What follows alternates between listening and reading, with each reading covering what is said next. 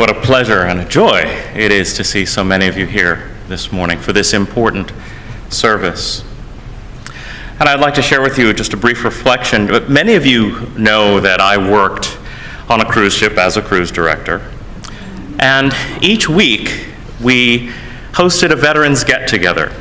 And we often had many World War II service members and spouses. On one cruise in particular, it happened that we had soldiers not only from the Allied forces, but from Germany and Japan as well at the gathering. You might think the conversation was incredibly difficult and awkward, and it was. But it wasn't the conversation that was memorable. It was actually the silence we all shared in that moment of recognition. The silence of lives lost, erased in that terrible conflict. Today, we live in a world that continues to generate deep and senseless conflict, fear and terror and shame.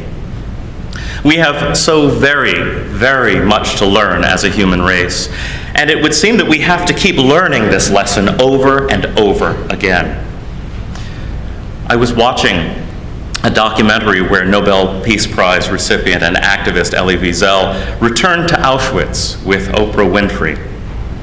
He talked about silence as he entered the space where he had been held captive and where so much unthinkable suffering had happened all those years ago. He spoke of how the silence is always waiting for us to listen and to hear.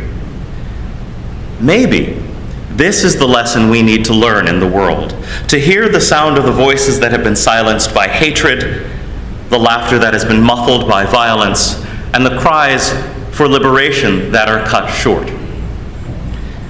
Wiesel asks, how does one mourn for 6 million people who died?